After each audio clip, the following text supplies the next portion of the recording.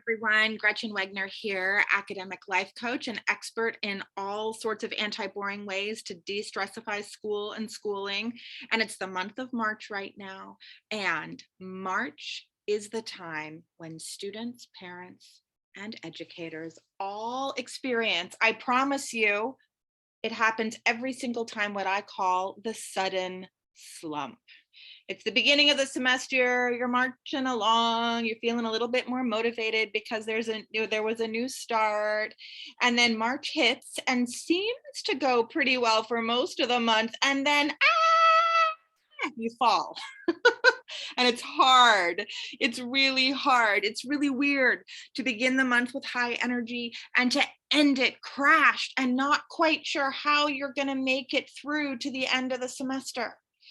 So every month in my Anti-Boring Educators Club, I'm going to share my screen right now and show you, I share with them a document where we talk about what are the themes of the month and what are some solutions to those themes in regards to coaching, in regards to having your own business if you are an academic coach, and also in regards to self-care. So I'm going to give you a few of these tips right here, and then actually invite you, if you have any follow-up questions or just want to get some support about any of those themes. I show up live and free every month. Go to gretchenwegner.com/live and you'll see what the dates are for the March time. And please show up, come hang with us, at least get a little jolt of inspiration. Probably the live is actually occurring at around the time that you're going to start experiencing your slump. So I highly recommend you come in and let me love on you a little bit in that live Zoom call. But for now, let's look at the 3 different ways that I have about 9 in that document, but 3 ways that I'll share you today that you can help kind of cushion yourself as you fall so that you have a cushion for the rest of the semester. The first tip I have for you is spring is a great time for a spring cleaning.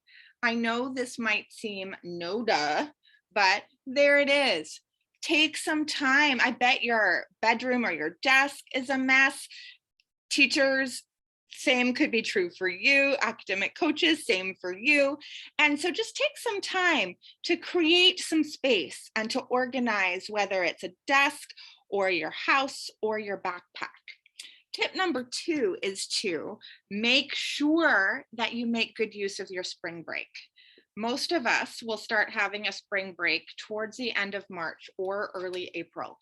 And it is often for students who are really behind or teachers who are really behind and have to plan for the semester, it is really common to work through your spring break. But I want to encourage you to actually plan at least 3 to 4 days of true downtime during spring break. If you have to work the first weekend or preferably the first weekend, I would say, but first or last, whatever, but really give yourself some true downtime where you don't expect yourself to do any schoolwork. The last thing I want to recommend that anyone does, whether you're a student or parent or educator, is to make time visible. March is a time when, oh my goodness, it still seems like the end of the semester is a long ways away. And so it can be very helpful to just look at your calendar. Do you have the important dates in your calendar? Do you know when the last day of school is? Do you even know when your spring break is? Do you know when some of the extra little holidays that come between now and the end of the school year occur?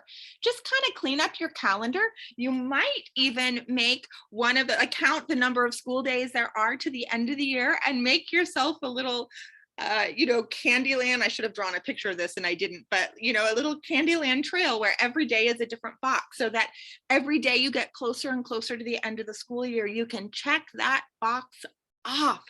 Anything to help encourage you to move forward to the end. It can be really hard when you feel that energy dip. And so let's make you a really nice cushy landing when the dip does occur, because it probably will occur.